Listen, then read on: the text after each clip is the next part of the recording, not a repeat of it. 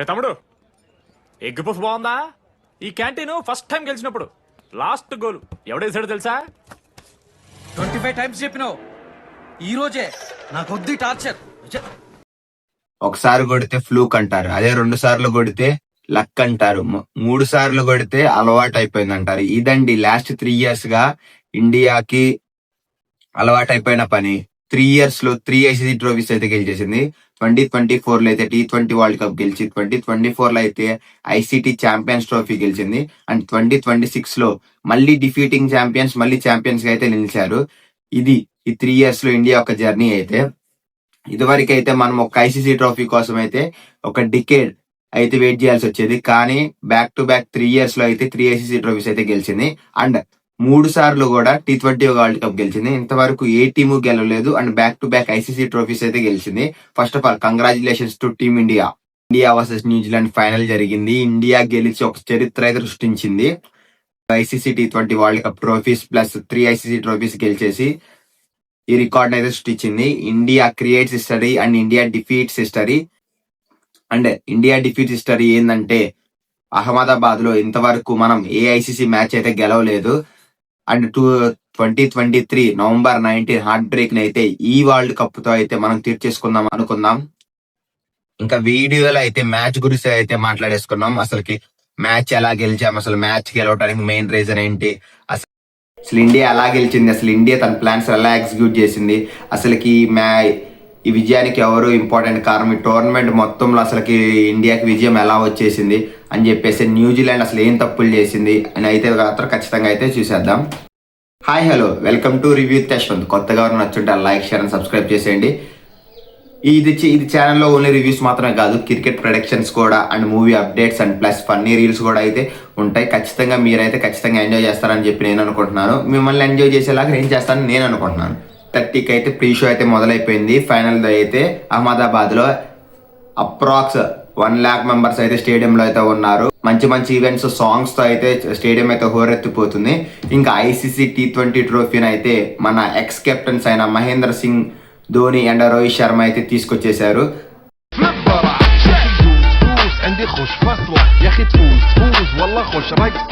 అసలుకి మహేంద్ర సింగ్ ధోని అండ్ రోహిత్ శర్మ రావటంతో స్టేడియం మొత్తం హోరెత్తిపోయింది.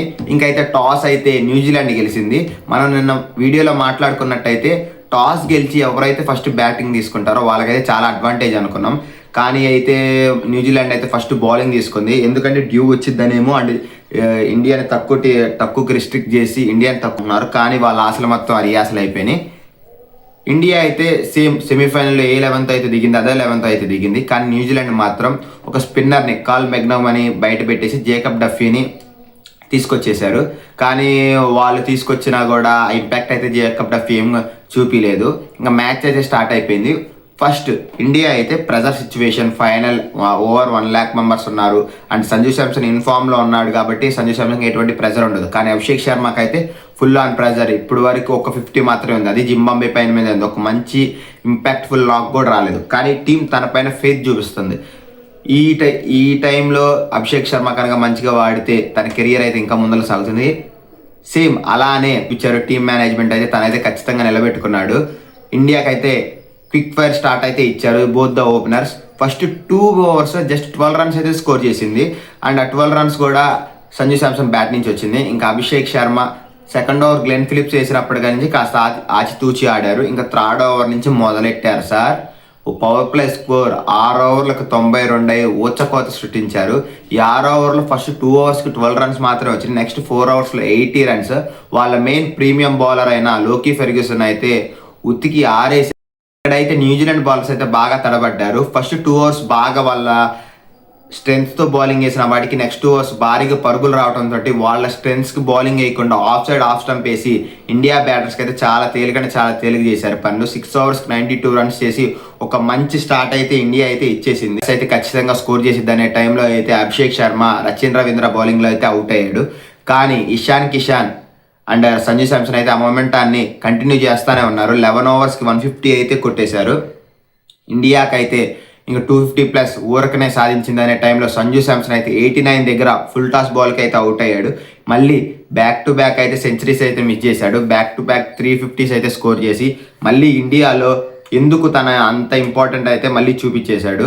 ఇంకా అదే ఓవర్లో జిమ్మీ నీషమ్ అయితే 3 వికెట్ తీశాడు. సడన్గా అయితే ఇండియా అయితే ఒక స్టెప్ బ్యాక్ వేసేసింది. సూర్యకుమార్ యాదవ్, సంజు శాంసన్ అండ్ అయితే వరుసగా డగౌట్ వైపు అయితే బాట పట్టేశారు.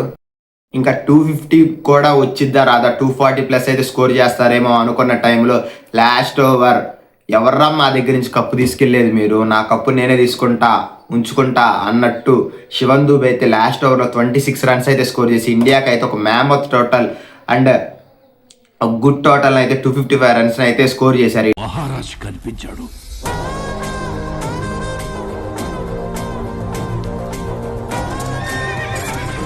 ఇండియా అయితే ఇంక చేసింగ్లో అయితే న్యూజిలాండ్ అయితే ఖచ్చితంగా తడబడింది.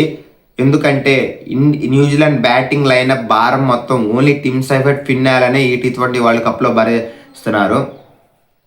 వాళ్ళు కనుక ఒక పవర్ ప్లేలో ఒక మంచి స్టార్ట్ 70+ రన్స్ అయితే ఇచ్చుంటే మ్యాచ్ అయితే వాళ్ళు ఒక గట్టి పోటీ ఇచ్చేవాళ్ళు.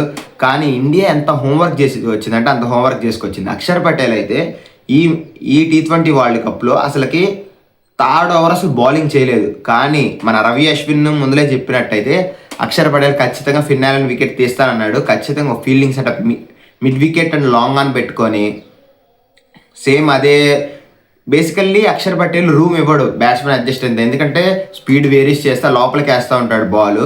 ఆల్రెడీ ఒక క్యాచ్ అయితే డ్రాప్ అయింది హర్షదీప్ సింగ్ ఓవర్లో. అయితే శివన్ దూబే అయితే క్యాచ్ అయితే మిస్ చేశాడు. అది ఎంత కాస్ట్లీగా మారిద్ది అనుకునే టైంలో అయితే అక్షర్ పటేల్ అయితే వికెట్ తీసేసి ఇండియాకి 50% ఆఫ్ మ్యాచ్ అయితే ఇండియా తరఫున వచ్చేసేట్టు చేశాడు.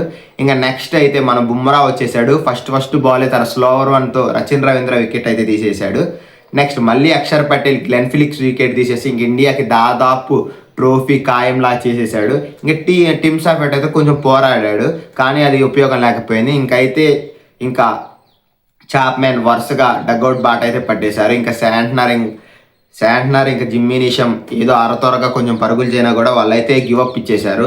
ఏ మ్యాచ్లో ఎటు ఉన్నట్టు అనిపించలేదు. 1-sided ఫైనల్ అయితే అయిపోయింది. న్యూజిలాండ్ అయితే ఇదైతే కల్లో కూడా ఊహించదు.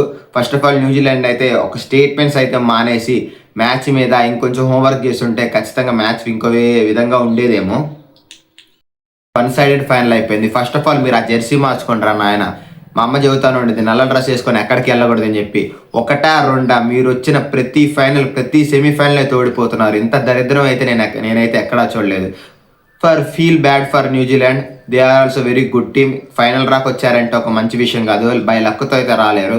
ఎందుకంటే ప్రతిసారి అపోనెంట్ డామినేట్ చేశారు, వాళ్ళంతా డామినేట్ చేయబట్టి ఈరోజు ఫైనల్ రాక్ వచ్చారు. ఫీల్ బ్యాడ్ ఫర్ అయితే న్యూజిలాండ్. నెక్స్ట్ టైం అయితే మీరు కప్పు కొట్టాలనుకుంటాం, మా మీద కొట్టమాకండి, వేరే వాళ్ళ మీద అయితే కొట్టండి.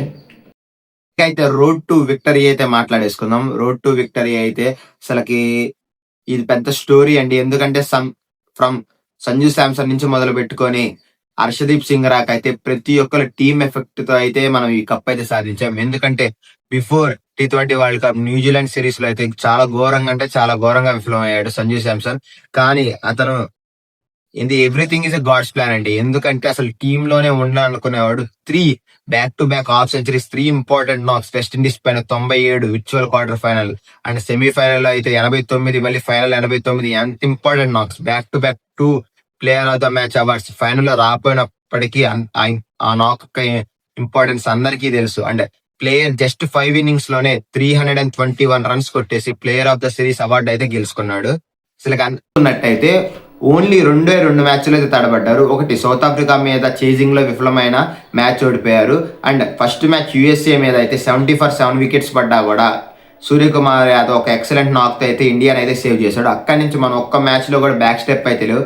ప్రతి మ్యాచ్ లో అయితే మనదే పై చేయిలాగా తీసుకొచ్చి ఫైనల్లో కూడా అసలు 1-sided ఫైనల్ అయితే చేసేసి ప్రతి ఒక్కళ్ళు డిఫరెంట్ మ్యాచెస్ లో different player of the matches, Hardik Pandya, Sanju Samson, Harshdeep Singh, ఇలా ప్రతి ఒక్కరు ఎవ్రీ టీంకి అయితే కాంట్రిబ్యూట్ చేశారు. డగ్అవుట్లో ఎక్స్ట్రా ప్లేయర్స్ కూడా ఏం తక్కువేం కాదు. Washington Sundar and Kuldeep Yadav match రాకపోయేప్పటికీ అతను ఒక మంచి ప్లేయర్. అండ్ మొహమ్మద్ సిరాజ్ అతను తన స్క్వాడ్లోనే లేనప్పటికీ హర్షిత్ రాణా గాయంతో మళ్ళీ స్క్వాడ్లోకి వచ్చి ఫస్ట్ మ్యాచ్లో అయితే తనదైన మార్క్ అయితే చూపించి ఫస్ట్ విజయాన్ని అయితే అందించాడు. అలా ప్రతి ఒక్కరు తన ఎఫెక్ట్స్ అనేది పెట్టారు. ఫస్ట్ ముగ్గురు అయితే ఇండియాకి మెయిన్ బలం. అభిషేక్ శర్మ ఫామ్ లో లేనప్పటికీ ఇషాన్ కిషాన్ అండ్ సంజు శాంసన్ అయితే తన కన్సిస్టెన్సీ అయితే చూపించాడు. ఇషాన్ కిషాన్ కూడా 300+ రన్స్ అయితే కొట్టేశాడు ఈ వరల్డ్ కప్ లో. అతను కూడా ఒక మంచి ఇంపార్టెంట్ నాక్ అయ్యాడు. ఇంకా ఫినిషింగ్ లో అయితే తిలక్ వర్మ అప్పుడప్పుడు మెరిసినప్పటికీ హార్దిక్ పాండ్యా అండ్ శివన్ దూబే అయితే కన్సిస్టెన్స్ గా మంచి ఫినిష్లు అయితే అందించి మనకైతే ఈ T20 వరల్డ్ కప్ అయితే the great Mahendra Singh Dhoni and Rohit Sharma సరసన అయితే సూర్యకుమార్ యాదవ్ అయితే జాయిన్ అయిపోయాడు. ఇంకా నెక్స్ట్ మన ఏమైందంటే 2027 world cup and 2028 T20 world cup and Olympics gold medal. ఇవే నెక్స్ట్ మన 3 years లో వచ్చే లైనప్ అయితే ఖచ్చితంగా ఇవి కూడా గెలుద్దాం అనుకున్నాం. Let's go India, we believe in India. అన్ని ట్రోఫీలు మనకే రావాలని కోరుకుందాం, ఎంత ఆశ అయినా అత్యాశ అయినప్పటికీ. అంటే కనుక మీకు నచ్చినట్టయితే like, share and follow, subscribe కూడా చేసేయండి. అలానే మీ ఫ్రెండ్స్కి కూడా షేర్ చేసేయండి. ఓకే, నెక్స్ట్ కంటెంట్తో మళ్ళీ మీ ముందు కలుస్తాను. అంతవరకు సైనింగ్ ఆఫ్, బై.